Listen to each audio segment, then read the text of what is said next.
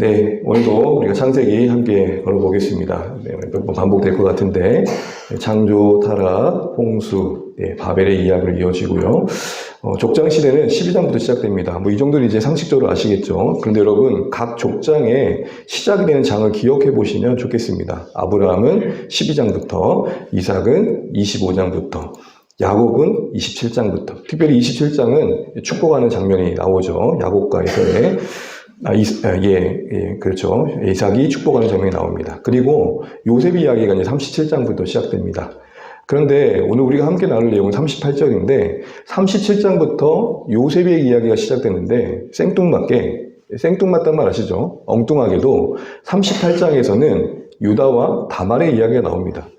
분명 요셉의 이야기로 시작되어서 그 흐름이 이어져야 될 것 같은데 마치 전혀 무관한 이야기가 등장하는 것 같습니다. 여러분, 이 유다와 다말의 이야기는 사실 주일학교에서도 좀 다루기가 좀 민망한 장면이 나오고 또 설교의 본문으로 삼기에도 조금 그렇다라고 생각되어지는 이야기들이 나옵니다.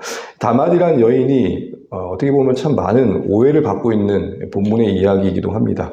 참 불명예스럽게 평가받기도 하죠. 그러나 사실 알고 보면 쉽게 이야기해서 그런 겁니다. 나쁜 놈은 유다다라고 보시는 게 38장을 잘 이해하는 거다라고 보시겠습니다. 내용을 쭉 보시게 되면 이제 말씀드린 것처럼 요셉의 이야기가 잠시 중단되고 유다가 등장합니다. 유다가 형제들을 떠납니다. 이것보다 좀 뭔가 불길한 예감이 들죠. 왜 떠났느냐라는 이야기는 명확하게 나와 있지 않지만 아마도 요셉을 파는 가정 속에서 여러분 이스마엘 상인들에게 누가 팔자고 이야기를 해줍니까?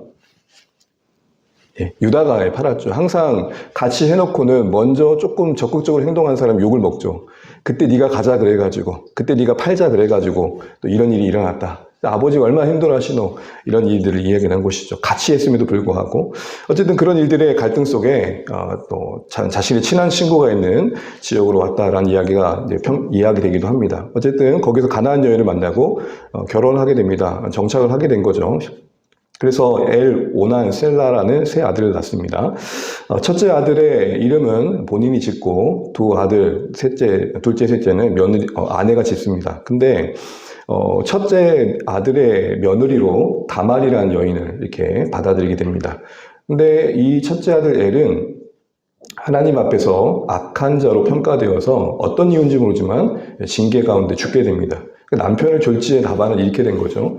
그래서 여러분, 우리가 룻기에서 살펴보는 것처럼 이 계대법에 의해서 수원 결혼에 의해서 형제의 그 상실된 자리를 동생이 대신 채워서 그 낳은 후손을 통해서 형의 명예와 재산을 이어가는 이 계대법에 의해서 둘째 아들이었던 오난이 그 형수를 통해서 아이를 낳아주는 일들이 있었어야 됩니다. 근데 이 오난도 그런 가운데 자신의 탐욕 때문에 그 일을 온전히 하지 않죠. 그래서 기업 물을 자의 책임을 소홀히 여긴 그것 때문에 하나님 보시기에 악한 자로 평가받고 그도 죽게 됩니다.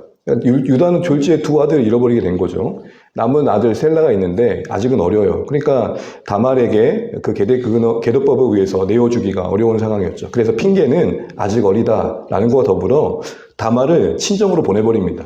여러분, 예전에나 오늘이나 이 들어온 여인을 보낸다는 것은 그 당사자 여인에게는 어떻게 될까요? 큰 수치일 겁니다. 그리고 이 보낸 행동 이면에는 어떤 마음이 있을까요? 유다 입장에서는 이거 뭔가 이 다말이 큰가? 우리 가정에 큰 저주를 줄 것 같다. 그러니까 모든 책임을 누구에게 지금 떠넘기고 있는 거예요? 이 여인에게 지금 뒤집어 씌우고 있는 뉘앙스를 우리에게 보여줍니다. 성경의 평가는 뭐죠?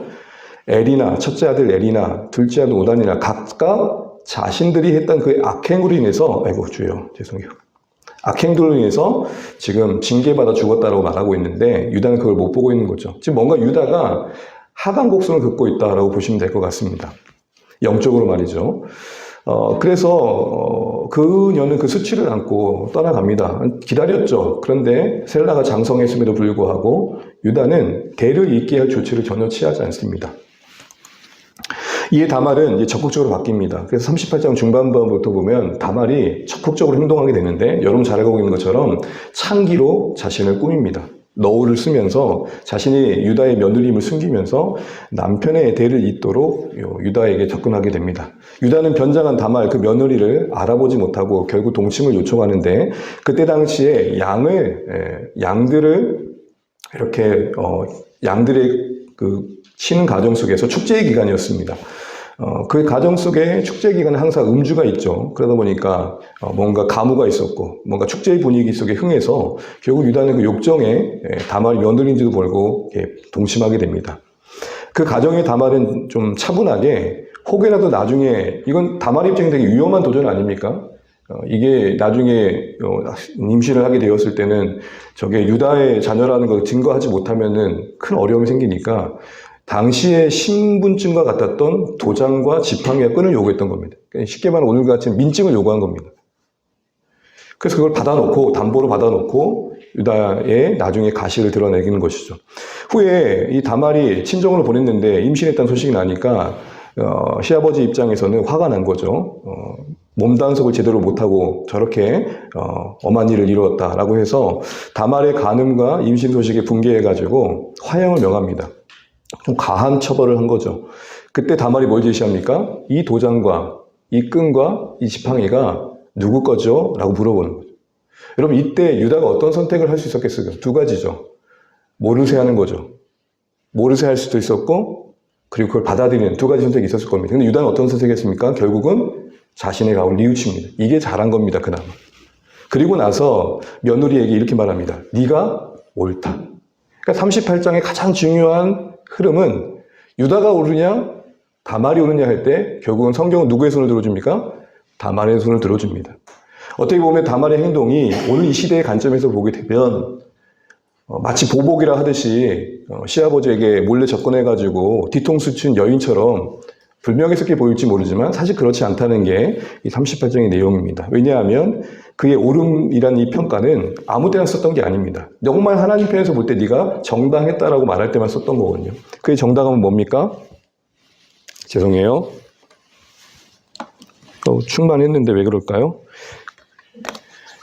그의 정당함은 더 좋은 것 같죠? 네, 그의 정당함은 무엇보다도 유다는 자손을 이어갈 그 책임에 무관심했다면 다말은 그 책임을 다하고자 했다는 겁니다. 그리고 책임을 다하는 용기를 보여줬다는 것입니다. 실제적으로 여러분 이 다말의 여인의 긍정적인 면들은 룻기에서도 평가됩니다. 우리 한번 읽어볼까요? 시작. 여호와께서 이 젊은 여자로 말미암아 내게 상속자를 주사 내 집이 다말이 유다에게 낳아준 베레스의 집과 같게 하시기를 원하노라 하니라. 아멘.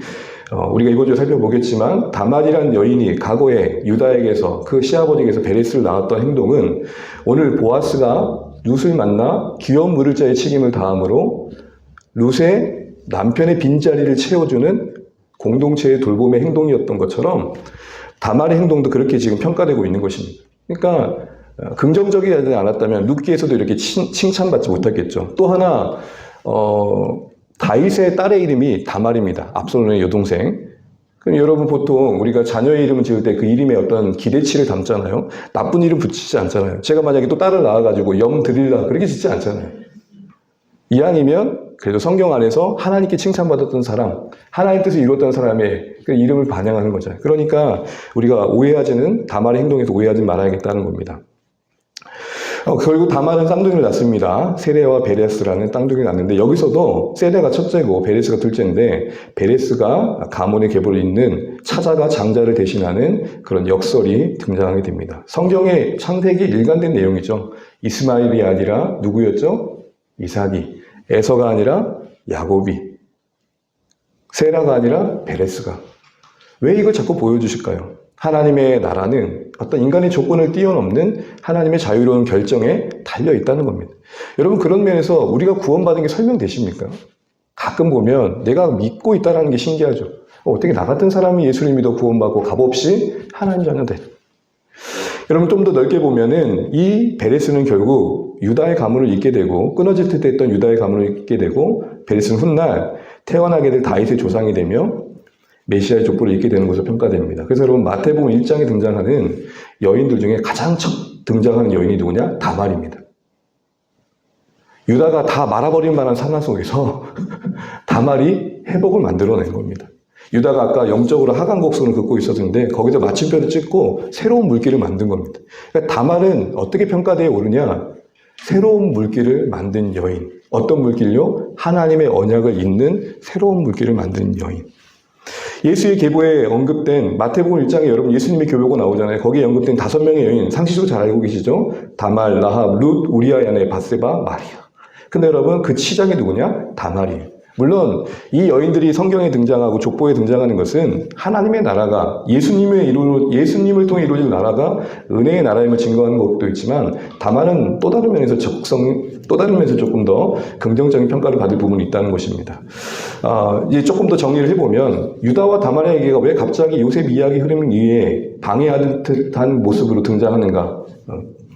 전혀 무관한 이야기가 등장하냐 할 때 이걸 기억하시면 좋겠습니다. 요셉은 요셉대로, 유다는 유다대로 하나님의 구원의 역사에서 중요한 인물이기 때문입니다. 그래서 여러분, 요셉은 혈통상의 이스라엘의 장자의 권한을 이어가는 위치에 있었다면 유다는 영적인 장자로서 메시아의 족보를 이어가는 왕권을 상징하는 호를 이어가는 그런 위치에서 역할을 감당하게 됩니다. 그래서 여러분, 요셉을 통해서 하나님께서는 그 꿈대로 애굽의 총리를 세우셔서 이스라엘의 모판이 될 야곱의 자녀들을 지켜주시고 가족들을 지켜주시죠. 그리고 그의 역할은 주변 나라에도 복이 되어집니다. 그걸 통해 어느 정도 성취됐지만 사실은 그게 궁극적으로 하나님께서 이루고자 하는 게 아니었죠. 결국에는 메시아로 이루어질 그 다윗 후손으로 올 구원자이신 예수님을 통해 이루신 그 축복을 염두한 사건의 모습들이었던 거죠. 그래서 우리가 기억할 것은 외형적인 혈통적인 어떤 족보의 장자의 권한은 요셉을 통해 성취되는 것으로 보여주셨다면 내용적인 성취는 유다의 후손으로 오실 그 누구를 통해서 이룰 것이다. 그런 측면에서 유다 지파가 중요한 역할을 했던 것입니다. 그래서 갑자기 요셉 얘기 나오다가 유다가 나오는 거예요. 이걸 어떻게 봐야 됩니까? 요셉은 요셉대로, 유다는 유대대로 하나님의 구속의 관점에서 중요한 역할을 하는 시작이 되기 때문에 위치하고 있다라고 보시면 됩니다. 실제적으로 49장에 보게 되면은 야곱이 두 지파의 분깃을 주어서 장자의 복은 요셉에게 축복하고 유다에게는 왕권을 상징하는 호를 주어서 영적인 권한, 영적인 어떤 축복을 이어가는 자로 그의 위치가 자리매김하는 것을 보여줍니다. 그래서 후에 다시 한번 좀 더 자세히 살펴보도록 하고요. 이것만 기억하시면 좋겠습니다. 구원의 역사에 있어서 요셉은 요셉대로, 유다는 유다대로 중요한 시작의 위치에 있기 때문에 요셉의 이야기가 시작되다가 바로 유다에게 같이 등장하고 있다는 것입니다. 묵상하고 한 가지만 좀 살펴보죠. 여러분 일단 다말의 입장에서는 이런 결과를 만들 줄 알았겠습니까? 그는 당장 자신에게 있어서 자신의 남편의 빈자리, 그로 인해서 끊어진 후손을 잇고자 하는 그 자체에 최선을 다했던 거죠. 그저 남편의 명예를 위해 자기 수치를 작정하며 그 용기 있는 행동을 했던 겁니다. 그런데 결국 그게 성경 전체 역사에서 보게 되면은 언약의 역사의 물꼬를 이어가게 되는 거예요. 여러분 우리도 이 시대에 하나님 나라를 이어갈 사명을 부여받은 자들이다라는 것들을 생각해 본다면 다말의 이 보여준 수치를 각오한 용기 있는 행동은 우리에게 다시 한번 도전이 되어지겠다 싶습니다. 우리는 믿음의 대가 쉽게 말하면 다음 세대로 이어지는 것들이 참 중요하다는 것을 알면서 그걸 위해서 우리가 해야 될 것들이 무엇인가에 대한 구체성들을 때로는 막연하게 생각할 때가 있는 것 같습니다. 다음 세대가 중요하다는 것은 분명 우리가 뭔가 포기할 게 있다는 거겠죠. 요즘 그런 말이 있더라고요. 다음 세대가 이음 세대가 되게 합시다. 다음 세대가 자녀 세대가 우리의 신앙을 이어갈 수 있도록 우리의 세대에 우리만을 생각하지 않는 그 어떤 희생이 필요하다는 거죠. 물론 큰 일을 요구하는 건 분명 아닙니다. 우리의 수고가 비록 작을지라도 바다에 물 한 봉을 떨어뜨리는 정도에 불과할지라도 그 일이 어떻게 쓰일지 모르는 거죠. 그렇지 않습니까? 그냥 나는 한 사람을 데려갔는데 그 사람이 누군가와 또 이렇게 전도를 했는데 또 그 사람 통해 온 사람이 선교사가 될지 어떻게 하겠습니까? 한 민족을 구하는 사람이 될지 열방으로 파송받을 사람이 될지는 아무도 모르는 것이죠. 그래서 여러분 우리는 지금 주어진 상황에서 우리에게 고민하게 하시고 또 만나게 하시고 기도하게 하시는 사람들을 끝까지 붙드는 최선을 다하는 것, 그걸 위해 우리의 또 포기할 것들을 포기할 줄 아는 것, 이게 오늘 다말이 우리에게 보여준 행동이 아닌 것 같습니다. 아닌가 싶습니다. 실질적으로 여러분, 유다도 이 다말의 행동에 의해서 변화를 경험하게 됩니다. 그의 수치에 직면하면서 마치 나단 앞에 다윗이 진실하게 섰을 때 그 뒤에 그의 영적인 변화가 일어났던 것처럼 유다도 계속 하강 곡선을 긋다가 이 며느리 다말의 용기 있는 행동 때문에 자신의 부끄러움을 보고 뒤에 가보면 나중에 살펴보겠지만 좀 더 멋있어진 걸 보게 됩니다. 그래서 나중에 베냐민을 대신해서 내가 잡혀 있겠다. 베냐민을 대신해서 내가 대신 희생하겠다라고 중지하는 자리에 섭니다. 유다에게도 이 다말의 용기 있는 행동은 새로운 변화에 분명 계기가 되었다는 것이죠. 자, 이제 39장을 보게 되면 요셉의 얘기가 다시 이어지게 됩니다. 여러분, 이 그림만 봐도 너무 뻔한 이야기 아시죠? 요셉이 이제 보디발에게 팔려가잖아요. 거기서 이제 일을 잘하고 성실해서 총무가 되죠. 가정을 돌보는. 근데 주인의 부인이 유혹하고 그러다가 옥에 갇힌 이야기입니다. 요셉이 이끌려 바로의 친위장 보디발의 집 노예로 팔립니다. 여호와께서는 요셉과 함께 하시고 범사에 형통하셨다는 이야기가 39장 시작에 언급되어집니다. 보디발도 그걸 딱 알아봅니다. 누군가가 우리와 함께 하시는 하나님을 알아본다는 거, 참 큰 축복이겠죠. 야, 너는 정말 하나님이 함께 하시지 않는다면 설명될 수 없는 삶을 사는구나. 그게 이제 요셉의 생애였다는 겁니다. 이런 하나님의 은혜로 요셉은 주인 보디발에게 신임을 얻습니다. 성경에는 이제 은총을 얻었다, 은혜를 얻었다고 하는데 그때 그 은혜는 신임, 총애를 얻었다라는 그 말입니다. 그래서 전체를 총괄하는 책임을 부여받습니다. 보디발은 자신의 개인적인 것 외에는 다른 것들은 다 네 알아서 해라고 맡겨버립니다. 그런 가운데 그가 신앙적으로는 이렇게 성실한 가운데 하나님의 함께 하심 속에 그의 일터에서 이렇게 축복을 받고 인정을 받았는데 사람이 항상 뭔가 잘 되어 가다가도 어려운 일을 겪죠. 뭔가 성공하고 있을 때 그가 가지고 있는 또 다른 장점이 그의 걸림돌이 됩니다. 용모가 아름답고 용모가 빼어나고 아름다웠어요. 여러분, 성경에서 보통 웬만하게 아름답지거나 멋있지 않으면 이렇게 나오지 않거든요. 여러분, 이 말이 나왔던 사람 중에 하나가 또 누구냐면 다윗이거든요. 다윗이 용모가 준수하더라. 언급되지 않은 사람은 그냥 고만고만하다라고 생각하시면 될 겁니다. 그래서 여러분, 룻기 보면은 룻기가 아름답다는 표현 안 나오잖아요. 아마 룻도 평범하지 않았을까 생각도 해봅니다.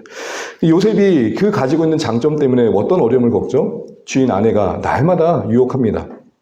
그때 하나님께 죄를 지킨 자라는 선언 가운데 함께 하려고도 하지 않는 단호한 모습을 보이죠. 어느 날 옷을 잡고 유혹하자 요셉은 유혹을 뿌리치고 자신의 옷을 버려두고 도망 나옵니다. 보디발의 아내는 적반하장격으로 주인이 이 말이 참 들어보세요. 요셉을 데려와서라고 말하지 않고 히브리 사람을 데려와서 자신을 희롱했다, 우리를 희롱했다라고 싸잡아 말합니다. 그리고 큰 소리를 치면서 그가 옷을 버려두고 도망갔다라고 지금 자신이 요셉을 유혹했음에도 불구하고 어떤 알리바를 만드는 거죠. 요셉이 나를 겁탈한 것처럼 분위기를 만들어보죠. 그때 썼던 단어가 뭐예요? 이 히브리 사람. 여러분, 어떤 마을에 사건이 있었는데 용의자로 추려지는데 어떤 영화였어요. 근데 용의자로 추려지는데 다 흑인들이 추려지는 거예요. 무슨 말이죠? 어떤 편견이죠? 범죄는 항상 피부색이 검은 사람들이 범죄자더라. 이런 것들. 그러니까 히브리 사람이라는 것은 어떤 인종적인 편견을 가지고 그의 잘못을 덮어보려고 했던 거죠. 이건 오늘날도 일어나는 프레임 전환 아닙니까? 그런 가운데 보디발은 아내에게서 소식을 듣고 심히 노합니다. 근데 여러분, 성경 보시면 알겠지만 누구에게 한했단 말이 안 나와요. 이게 중요한 묵상의 포인트입니다. 아내에게 화를 냈는지 요셉에게 화를 냈는지 그런 말이 안 나와요. 그리고 결국 옥에 갇히는데 왕의 제수를 가둔 곳에 갇히게 됩니다.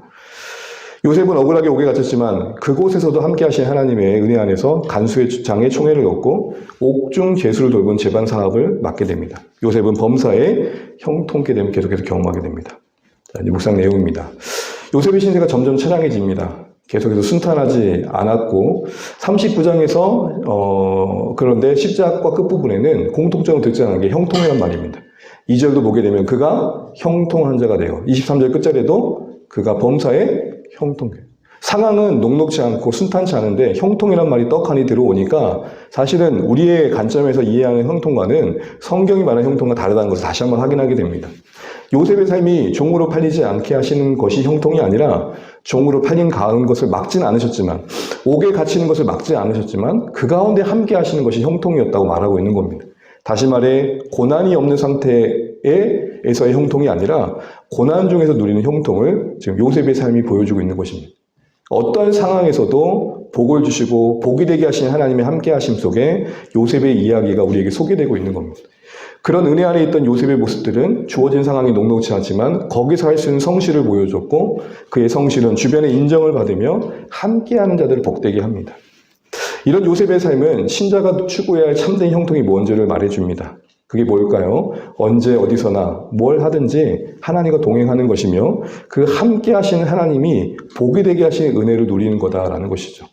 사건과 어떤 상황 속에서 그것이 바뀌는 것도 우리에게 은혜일 수 있지만 여전히 변하지 않는 상황 속에서 내가 그 상황을 마주할 수 있는 평안함이 생기고 그런 제약된 상황에서 내가 할 수 있는 신앙의 최선을 보이는 것, 그게 성경이 말하는 형통이며 굳이 말하자면 그게 성경이 말하는 성공이라는 것입니다. 하나님과 동행하는 이런 복을 누리고 있는 요셉의 신앙적인 매력은 분명 그의 형통함의 비결이 됩니다. 그런데 앞서 말씀드린 것처럼 그의 신체적인 매력은 유혹과 위기를 가져오게 됩니다. 가진 게 그를 또 걸려 넘어지게 하는 어려움이 되어집니다. 물론 요셉의 의지와는 상관없었지만 찾아온 어려움이죠. 주변 사람들이 그를 가만히 두지 않았습니다. 보디발은 근데 그 유혹을 단호하게 뿌리치고 성폭행법이라는 모함을 받으면서도 결국에는 그 자리를 뛰쳐나와서 옥에 갇히는 결과를 얻게 됩니다. 그의 선한 의지는 결과적으로는 고통이 됩니다. 여러분 가만히 보시면 형들에 의해서 채색 옷이 벗겨졌죠. 이제는 보디발의 아내에 의해서 가정 총무의 옷이 벗겨집니다. 죄를 피하기 위해 버려두고 온 옷은 도리어 억울한 모함의 증거로 악용됩니다. 내가 최선을 다했던 일들이 어떤 조작에 의해서 그릇된 평가를 받을 때가 있잖아요. 바로 그런 일들이 지금 여기서 벌어지고 있는 겁니다. 하지만 요셉이 지켰던 건 뭡니까? 의의 옷만은 포기하지 않았습니다. 온갖 옷들을 다 벗겨갔지만 그가 하나님 앞에서 지켜야 할 옷은 지키고 있습니다. 죄를 짓는 대신에 오히려 의로운 죄수가 되기 선택한 요셉의 모습 속엔 무엇이 있었습니까? 하나님 앞에서 내가 큰 악을 짓고 싶지 않다. 그냥 악이라고 하지 않고 큰 악이라고 했던 것은 그는 죄를 가벼이 여기지 않았다는 것이고 그만큼 적극적으로 피하자고 했다는 것입니다. 여러분 우리 보통 이해하는 차원에서 이렇게 말합니다. 어쩔 수 없었어. 어쩔 수 없었어. 그렇게 말할 수도 있겠지만 혹시 그게 우리에게 너무 당연시되는 것도 좀 조심해야 되지 않을까 싶은 생각들을 해봅니다. 기억을 더듬어 보시면 여러분 사무엘이 오기 전에 사울이 제사를 드리고 난 다음에 사무엘에게 뭐라고 말하죠? 내가 부득이하게. 무슨 말이에요? 어쩔 수 없었어. 그러나 그게 어쩔 수 없었으면 오히려 잘못된 일임을 하나님께서 지적하시죠. 보디발은 자신의 아내의 말을 듣고 심히 노했다고 그랬잖아요. 그런데 여러분 19절을 보시면 누구에게 노했는지 그 대상이 언급되지 않아요. 그런데 그 뒤에 행동을 보면 그가 누구에게 화났는지를 알게 돼요. 보디발은 이상하게도 당시의 법의 규정에 따르면 이렇게 자신의 주인의 아내를 범한 사람들은 으깨가지고 사자밥을 주거나 천대의 태형을 주거나 엄격하게 다루는데 그런 기준에 비춰본다면 지금 옥으로 옮겨진 거는 어떻게 보면은 선처인 거죠. 행동한 거는 당시 기준으로 보면은 아주 그냥 잡아먹어도 시원찮은 판인데 오늘 보디발은 화는 냈지만 오히려 요셉을 또 다른 곳으로 뭐예요? 보내는데 마치 비춰지는 것은 보직을 변경한 것 같아요. 잠시 거기 가 있어. 이런 느낌을 줄 정도예요. 이게 누구한테 화났다는 거예요? 안 거죠. 평소 아내의 행실을 안 거예요. 10여 년 동안 함께했던 요셉의 신실함을 믿고 있는 거예요. 여러분 이게 참 많이 묵상이 됐습니다. 보직을 가정총무에서 감옥을 바꾸어주는 것처럼 보일 정도로 보디발은 지금 알리바이가 전혀 성립되지 않은 상황에서 요셉을 믿어주고 있는 거죠. 억울한 상황인데 하나님께서는 보디발을 통해 그래도 그 마음의 진심을 알고 있다라고 알려주고 계신 겁니다. 여러분 믿음대로 사는 삶이 때로는 당장 좋은 결과로 주어진 게 아닐 때가 있지만 이거 하나 놓치지 않으셨으면 좋겠습니다. 그래도 하나님이 알고 계신다. 다 나를 죄인으로 손가락질하고 불명예를 끼치고 수치를 끼치고 내 진심을 못 알아준다 하더라도 믿어주는 하나님이 계시고 또 그 마음을 대변해주는 사람들을 하나님께서 곁에 분명히 두고 계시다는 거 잊지 않아야겠다 싶은 생각들을 해보게 됩니다. 계속해서 이런 억울한 상황들은 실패처럼 보입니다. 그러나 요셉은 억울과 분노로 잠 못 이룬 사람이었다면 보일 수 없는 성실을 보여줍니다. 이걸 한번 생각해 보십시오. 그런 상황이 계속된다면 삶을 다 내려놔봐도 될 것 같은데 그는 오히려 더 성실함을 보여줍니다. 보디발의 아내가 요셉에게 가정총무의 옷은 벗길 수 있었지만 그에게서 하나님의 은혜의 인자의 옷은 빼앗을 수 없던 것이죠. 그래서 옥에서도 하나님 함께 하심 속에 형통할 수 있었고 이를 계기로 왕의 두 신하를 만나게 되고 우리 알고 있는 것처럼 애굽 왕 앞에 설 수 있는 기회가 주어지는 기회로 점점 가까워지게 됩니다. 우린 여기서 분명 불의함 속에 던져졌지만 그래서 하나님은 참 무력한 분으로 침묵하신 분으로 비춰지지만 요셉을 향한 하나님의 그 계획은 그 형편 속에서도 계속되고 있다는 것 다시 한번 보게 됩니다. 모든 일을 통해 계속해서 그 일을 이루어 가시는 하나님을 신뢰하면서 우리에게 주어진 삶의 최선은 우리의 삶의 늘 도전인 것 같습니다. 이제 40장입니다. 참고적으로 우리는 41장까지 할 거예요. 그러니까 조금 더 여유 있게 할 수 있을 것 같습니다. 40장에 꿈의 얘기가 나오죠. 여러분 너무 잘 아시는 이야기라서 이제 두 간원장이 꾼 꿈에 대한 해몽과 그로 인한 일들이 나옵니다. 어느 날 애굽 왕에게 범죄한 두 간원장이 친위장 집안에 있는 고국에 갇히게 됩니다. 요셉은 거기서 모든 걸 관할하고 있었기 때문에 이 두 사람을 만나게 되겠죠. 특별히 이 두 사람을 요셉이 살피게 됩니다. 근데 이 사람들이 같은 날 서로 다른 꿈을 꿉니다. 고민하는 거예요. 근데 여러분 두 사람의 얼굴에 근심에 비치는 걸 누가 보게 되죠? 요셉이 봅니다. 우리도 주변 지내다 보면은 서로의 얼굴빛을 알아주는 사람 있잖아요. 무슨 일 있으세요? 라고 물어봐주는 사람이 있잖아요. 요셉이 그랬다는 거예요. 근데 여러분 이게 참 희한하죠? 이전에 요셉이 형들의 눈치를 봤을까요? 채색 옷을 입을 때 요셉은 어땠죠?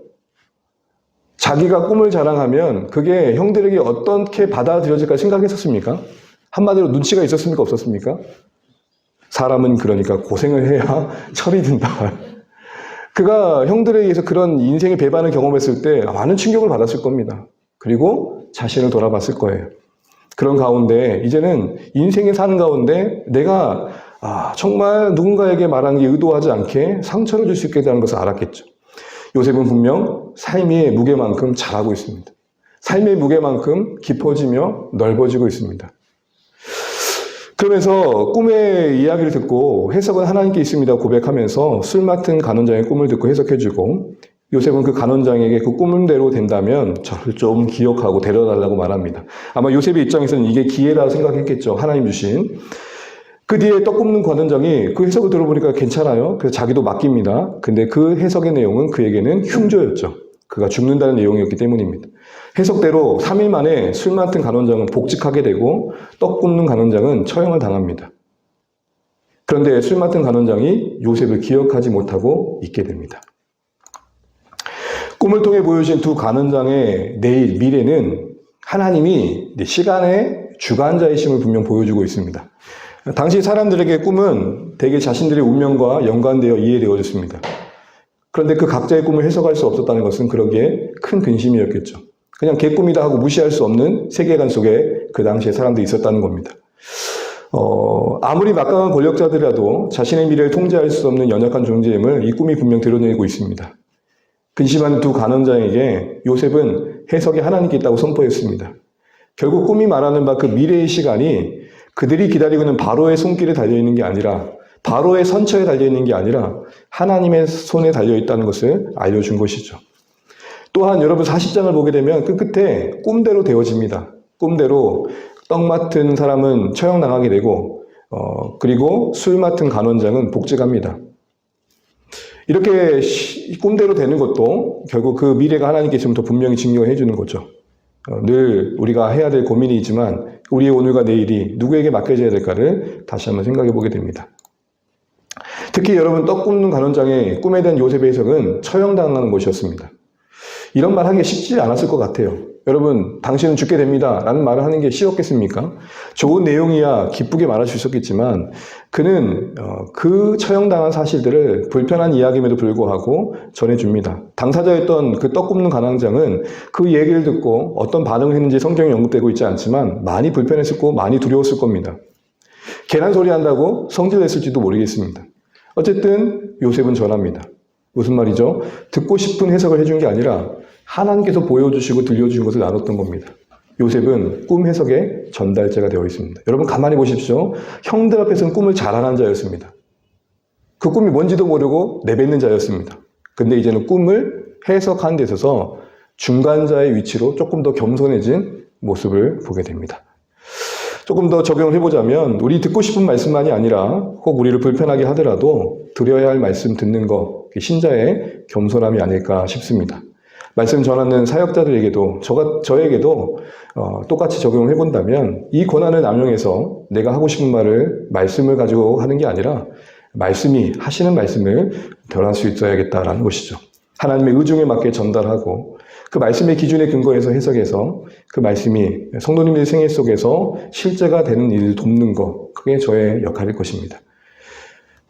결국 설교자로서 주의해야 될 것은 내가 하는 말이 말씀이 되는 것을 주의해야 됩니다. 내가 하는 말이면, 여러분 목사가 하는 말이면 다 하나님 말씀이다. 그렇게 생각하시면 안 됩니다. 바울이 전한 말도 그런가 한 거 상고했던 베레아 성도들처럼 말씀이 말씀하는 바에 합당할 때 말씀 사역자의 권위가 있는 겁니다. 그가 말하니까 권위가 있는 게 아니라 말씀대로 말하니까 그 말의 권위가 있는 것입니다. 우리 이거 다시 한번 분별해야겠습니다. 요셉이 하나님 주신 석방의 기회라고 여기며 술 맡은 간원장에게 자신을 기억해달라고 부탁할 때 얼마나 간절했을까요? 그런데 간원장은 뭐 하죠? 망각합니다. 여러분, 내가 정말 그 사람에게 간절히 부탁했어요. 제발 좀 나가면 제가 그 일을 좀 해주시고 꼭 대신 좀 해주십시오 했는데 결국 그 당사자가 망각했을 때 여러분 우리는 어떻게 생각할까요? 어떻게 받아들여지겠습니까? 그 결과가 너무 참혹했던 게 그 망각한 것 때문에 2년이라는 시간을 더 오게 보냈어야 된다는 게 성경의 증언입니다. 어떻게 보면 허송한 듯합니다. 요셉의 처지에서는 무척 실망스러운 상황입니다. 더 큰 그림에서 보면 최적의 시간을 위한 준비였다는 게 성경의 그 다음 이야기 속에 확인됩니다. 요셉에게 하나님께 주고 싶었던 것은 무죄로 방면되는 게 아니라 거기에 거하면서 그 다음 시간들을 준비하는 거였습니다. 그런 2년의 시간은 정체가 아니라 필요의 시간입니다. 합리적으로 보면 손해이지만 하나님은 합리의 하나님이 아니죠. 때로는 효율을 뛰어넘어서 일하시죠. 여러분 효율적으로 본다면 말이 안 되는 게 성경에 마음 많아요. 다시 우리 주어진 상황에서 최선을 다해야겠다. 이 말씀을 통해 생각해 보게 됩니다. 2년이 설명되지 않고 또 이해되지 않는 낭비와 같아도 참 그럴 때가 우리 인생 가운데 참 많지만 다시 한번 하나님이 우리에게 필요한 시간으로 허락하셨다는 것으로 이해할 필요가 있겠다 싶은 거죠. 우리가 주님 안에 있다면 단 한순간도 헛되지 않게 하실 것을 기억하면서 말입니다. 요셉이 나설 수밖에 없는 최적의 시기를 하나님께서는 분명히 준비하시면서 그 인연을 거기에 더 두셨다는 겁니다. 이제 41장 마지막 이야기입니다. 여러분 이 그림을 보시면 어떤 내용이신지 41장 아시겠죠? 네. 기근 가운데서 사람들을 이렇게 건져내는 이야기들로 채워집니다. 그 시작은 이제 바로의 꿈으로 이렇게 시작이 되죠. 그리고 요셉이 총리가 되는 장면이 나옵니다. 이제 술 맡은 간원장이 복직하고 앞서 말씀드린 것처럼 2년이 지납니다. 그게 이제 41장 1절의 이야기입니다. 그런데 왕이 꿈을 꿉니다. 이 꿈 때문에 궁궐이 발칵 뒤집힙니다. 해석이 안 되는 것 때문에 그랬습니다. 바로가 꾼 꿈이 뭐였죠? 잠깐 사전에 보시면 바로가 꾼 꿈이 뭐였죠? 예, 흉한 이삭이 처음 꾼 거는 소였죠. 7마리 암소가 실한 암소가 바짝 마른 메마른 암소에 먹혀버리죠. 그리고 두 번째 이어서 꾼 꿈은 뭐죠? 바싹 마른 동풍에 마른 이삭이 충실한 이삭을 삼켜버리는 그런 장면이 나옵니다. 애굽의 전문가는 다 불러 모았는데 모두가 그 꿈을 해석하지 못한 난감한 상황이 펼쳐질 때쯤 9절에 술 맡은 간원장이 왕에게 이렇게 말합니다. 제가 죄를 지은 게 기억납니다. 무슨 말이죠? 2년 전에 요셉이 부탁했던 게 그때서 생각난 겁니다. 여러분 하나님 왜 이때 생각하게 하셨을까요? 하나님은 망각을 통해서도 일하시고 기억을 통해서도 일하십니다. 왜 이때 생각하게 하셨을까? 그게 가장 최적의 시간이었기 때문입니다. 이때 생각하기 때문에 이후의 이야기를 보면 요셉이 그 어느 때보다도 신속하게 애국 왕 앞에 서게 됩니다. 그 상황이 너무 급박했기 때문입니다. 애국왕 앞에 불려 나오게 됩니다. 요셉은 꿈을 해석할 능력이 하나님께 있음을 선언하고 동일하게 바로의 꿈을 해석해 줍니다. 그 내용은 7회의 풍년과 이어진 흉년이었고 잘 준비해야 된다는 겁니다. 너무 잘 알고 있는 내용이죠. 요셉은 꿈풀이만 한 게 아닙니다. 이게 주목할 표현인데요. 하나님께서 직접적으로 언급해 주는 맥락성의 내용이 없음에도 불구하고 그는 그 뒤에 자연스럽게 구체적인 정책과 대비책을 말합니다. 이게 감동이 되어가지고 바로 왕은 너가 그 일을 하라고 하면서 인장의 반지를 끼워줍니다. 이거 위임하는 거죠. 세마포 옷을 입혀줍니다. 여러분 요셉의 이야기를 옷과 연결시키면 참 재밌습니다. 뒤에 나눠보겠습니다. 그리고 금사슬을 목에 걸고 버금수레에 그를 태웁니다. 버금이라는 것은 두 번째 위치에 있는 쉽게 말하면 넘버2가 타는 차가 버금수레입니다. 뭐 넘버1이 차가 있으면 넘버2가 차가 있을 거 아니에요. 그렇게 보시면 될 것 같아요. 바로는 요셉의 이름을 애굽식으로 바꿉니다. 이름이 좀 어렵죠. 사부나 바네아. 이 이름은 신은 말했고 그는 그 이름대로 살았다라는 것입니다. 그가 꿈을 해몽함을 통해서 그가 누군가를 살리는 자가 되었다는 것을 담아내고 있는 거죠. 결국 아스낫이라는 아내를 삼게 되고 30세에 총리로 서게 됩니다. 풍년이 된 7해 동안 각 성읍 중에 거둔 곡식들을 쌓아두게 되고 흉년이 들기 전 두 아들을 낳습니다. 그러니까 풍년 동안 두 아들을 낳아요. 그리고 그 아들의 이름은 므낫셋 에브라임. 므낫셋 뜻은 뭐라고요? 하나님이 나에게 고난을 있게 하셨다. 에브라임은요, 그 수고하는 애굽 땅에서 나를 번성케 하신다라는 것입니다. 이제 흉년이 시작되고 창고를 열고 준비한 대로 애굽 백성에게 그 곡식을 팔고 이 소식은 저희 애굽 주변의 모든 나라에 전해져서 요셉의 역할은 아브라함에게 약속된 대로 너의 후손이 열방을 복의 근원이 된다는 그 일을 이루고 있습니다. 묵상의 내용입니다. 자신의 말 한마디에 타인과 타국의 운명을 받고 있었던 절대지존 무소불위 바로가 꿈 때문에 번민합니다. 앞서 두 간원장도 꿈 때문에 고민했지만 차원이 다릅니다. 바로는 말하면 바로 됐습니다. 그래서 바로입니다. 당대 현인들도 전문가들도 이 꿈 앞에 무력했습니다. 해석을 못했기에. 그 꿈에 해석하지 못한다는 상황은 아무리 모든 것을 다 할 수 있던 절대지존의 바로도 통제할 수 없고 예측할 수 없는 일이 있다는 것을 알게 하시는 겁니다. 그러기에 바로에게 꿈은 적는 자이신 하나님의 그 인생을 향한 습격이었고 메시지였습니다. 네가 너를 신이라고 여길지 모르겠지만 너는 인간이다. 한계를 알아라. 그걸 알게 하시는 사건이었던 거죠. 오늘날 힘을 숭상합니다. 힘이 될 만한 것은 다 신이 되어집니다. 그것이 명예면 명예대로, 돈이면 돈대로, 어떤 위치면 위치대로, 권력이면 권력대로 힘이 된다면 다른 것은 그걸 따라갑니다. 그런데 여러분 우리는 신자로서 이런 세계관 속에서 지켜야 할 것이 있습니다. 힘, 지식, 그 어떤 자원으로도 우리가 알 수 없으며 할 수 없으며 장담할 수 없는 영역이 있다는 것. 인간의 어리석음을 우리는 깨워야 합니다. 스스로 신이 되려는 인간의 가장 복된 모습은 뭡니까? 한계를 알고 하나님께 의지하는 모습이죠. 여러분 우리 인생을 가만히 뒤돌아보면 하나님이 이런 나의 한계를 깨닫게 하시는 사건들을 많이 만나게 하십니다. 가끔 보면 TV나 영화나 드라마, 책을 보다 보면은 그 영역의 전문가인데 정작 그 사람은 그 영역에서 그 자신의 삶에서는 그 일을 이루지 못하는 걸 보게 됩니다. 행복 전문가인데 전혀 그 가정은 행복하지 않아요. 여러분 이게 그 사람에게 수치일 수 있지만 뭘 알라는 거죠? 한계를 알라는 것입니다. 인생은 어떤 공식과 그 어떤 방법으로 설명되고 이루어질 수 없는 미묘막측함, 신묘막측함이 있고 하나님만이 하실 수 있는, 하셔야 되는, 해주셔야 되는 영역이 있다는 겁니다. 뭐 이렇게 하면은 부부관계가 좋아지고 뭐 이렇게 하면 자녀 양육이 잘 되고 여러분 일부는 맞겠지만 일부는 아닙니다. 무슨 말이죠?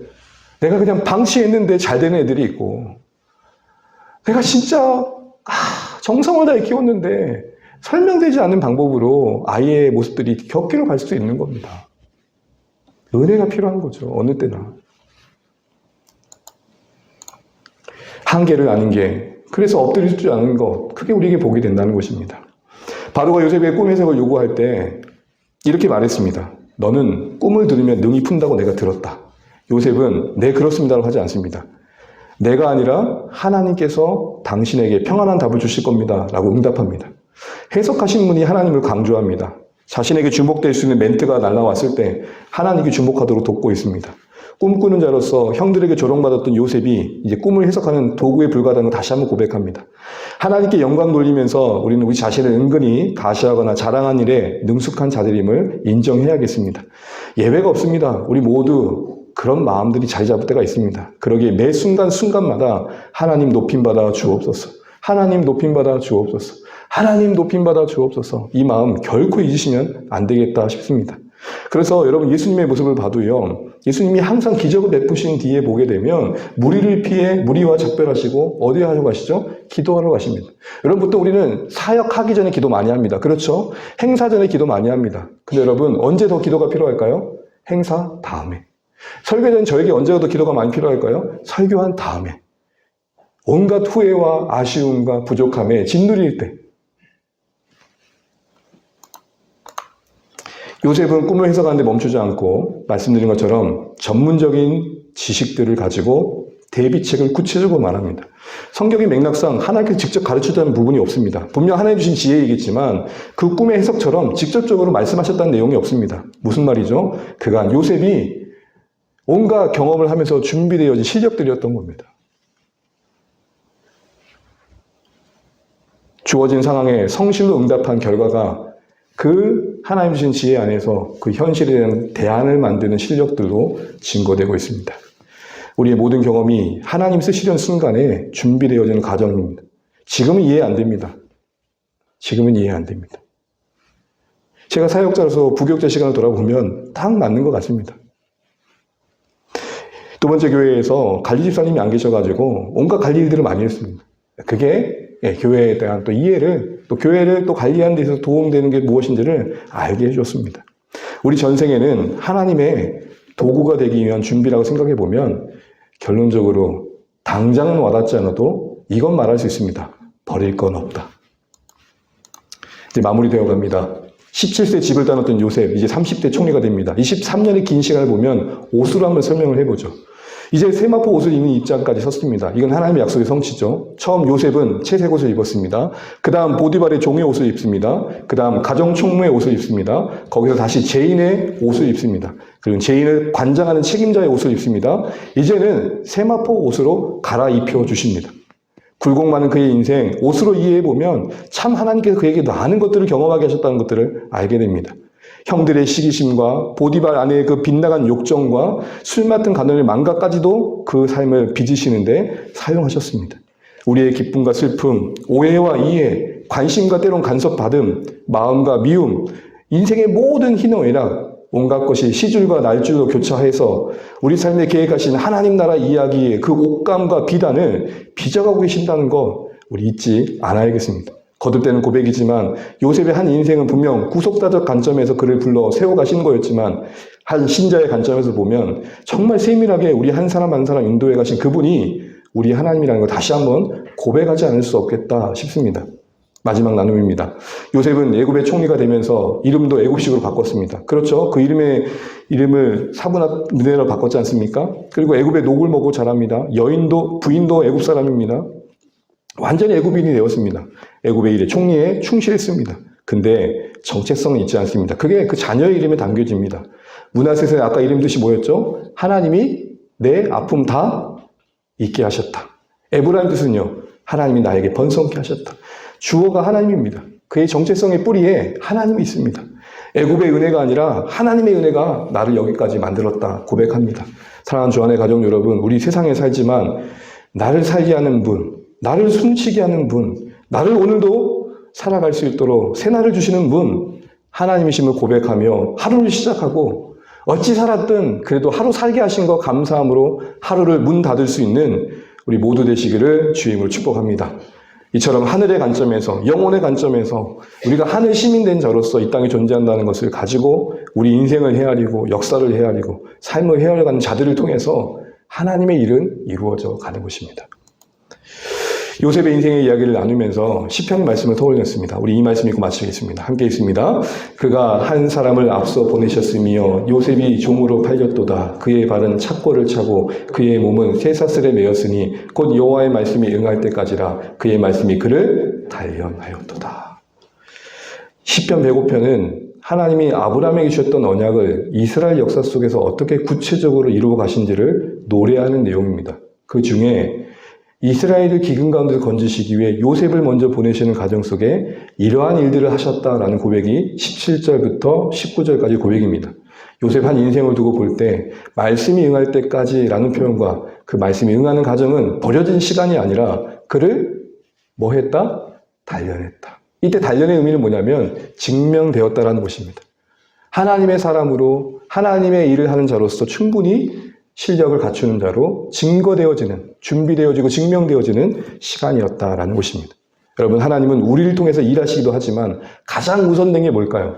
우리 안에 일하시는 겁니다. 내가 하나님의 일을 해서 얼마나 많은 일을 이루는 것도 하나님의 일이지만 가장 우선시 여기는 것은 그 일을 하는 내가 하나님의 사람 되게 하는 일도 놓치지 않으십니다. 그래서 때로는 우리가 실패도 경험하고, 그래서 때로 우리는 안 되는 상황에 직면하게 되고, 그래서 우리는 내 뜻대로 안 되는 한계 앞에 직면하게 되는 겁니다. 여러분, 내가 바뀌지 않고 나를 통해 대단한 일만 일어나면 여러분 그건 우리를 죽일 수도 있습니다. 내가 자라가면서 나를 통해 하시는 하나님도 풍성해져가는 이런 아름다운 모습들이 오늘 요셉의 생애 속에서 이해되어지는 것이죠. 오늘 주신 말씀들 기억하면서 38장부터 41장 말씀을 한번 쭉 산책하듯이 걸어보면 읽어보십시오. 여러분, 오늘 제가 분량을 확 줄였는데요. 그러고 나니까 조금 여유가 있네요. 그래서 제 욕심을 버리겠습니다.